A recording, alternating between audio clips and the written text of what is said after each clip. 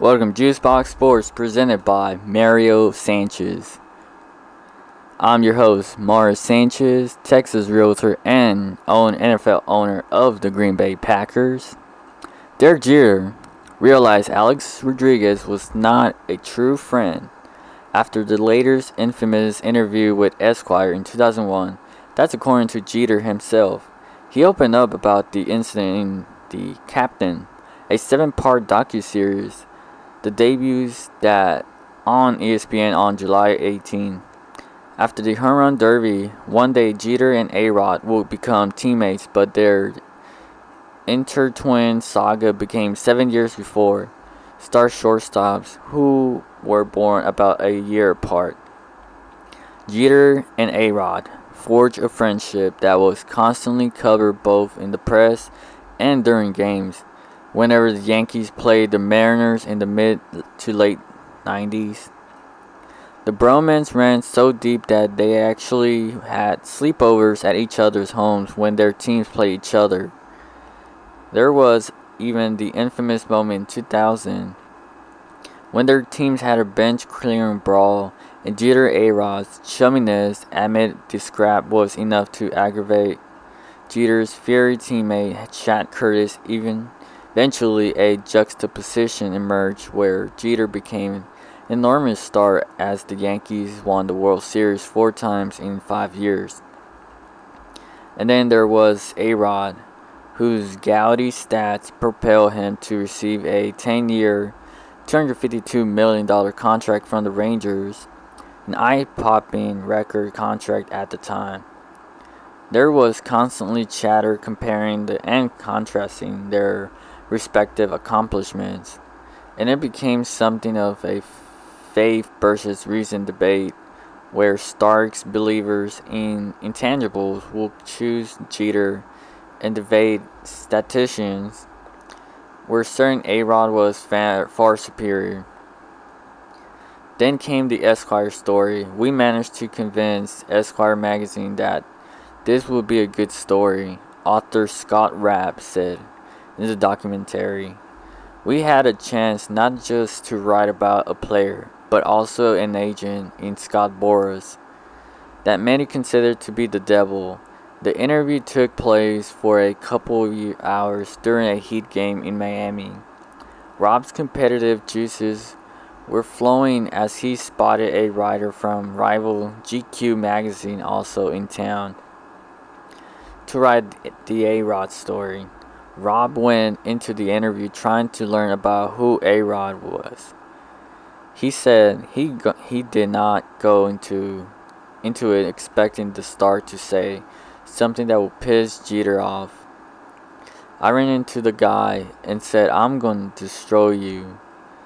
We're competing on the same story. Don't even bother," Rob recalled. The tape of the interview has survived to this day, and it revealed the context of Rob asking A-Rod about the friendship rivalry between the two shortstops. No, there's not a rivalry at all. Not even, rivalry? Like, ours is such a brotherhood that there's definitely no rivalry. And it's weird because even with my brother, we have a little rivalry. Rodriguez said, but with Derek, I'm his biggest fan.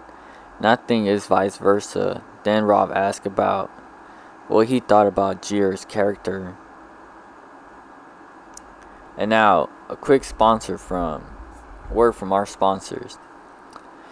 When you're looking for a new home, why not seek for counsel of a friend who happens to know the housing market better than the back of his hand? Mario Sanchez can answer all your questions related to securing a mortgage and providing valuable information to your family. Mario knows this city better than anyone and can expertly consult you on a property by highlighting neighborhood activities and notable facts. Call Mario at 832-494-4475 or visit mariosanchez.kw.com to start looking for your new home. How's this weekend for you? Bregman's redemption. So far, the 2020 season has been trying a decade for Houston Astros third baseman Alex Bregman. Bregman was arguably the best player that the hot corner had to offer going into the COVID-shortened season. However, between the pandemic and the regime change in Houston, the injury troubles, he wasn't been the same since then. The version of himself that was the runner-up for the AL MVP in 2019 was not being seen since years. The Astros have been no strangers to adversity as of late, and whether it was deserved or not, he has dealt with a significant amount of it. Despite of all, the 2022 season can be considered as a victory so far for Bregman. In more ways than one, Bregman showed he was an above-average major leaguer at the age of 22, when he was first called up, and he didn't look back for a while. He peaked in 2018 and 2019 when he put up back-to-back years of 8.1 WAR, according to Fangraphs.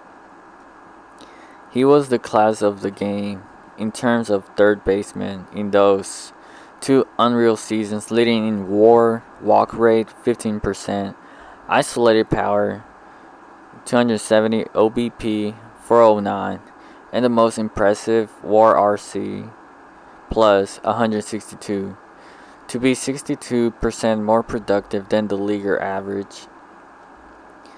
Over 2 seasons, it's not only remarkable, it's nearly the best that anyone could ask for. For those 2 seasons, he was in the same tier of performance as Mike Trout and Mookie Betts at age 25. It looked like Bregman was building a foundation of Hall of Fame career.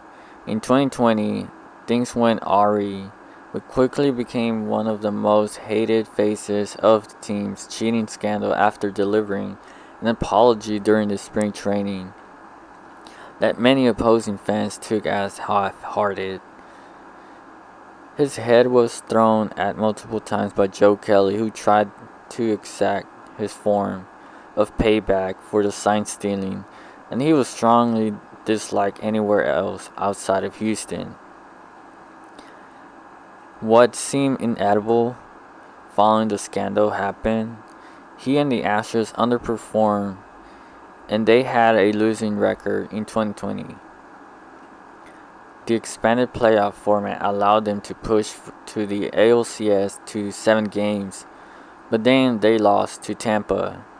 Still, with everything to prove, 2021 was the first full season since the scandal, and no matter how hard he tried, Bregman was unable to put the best of himself.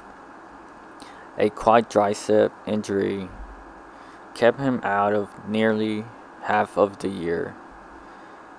And when he was healthy, he put the lowest WRC plus under 15 since his rookie season. Not bad at all, but a far cry from the standard he had set prior years. It all culminated in a disappointing postseason in which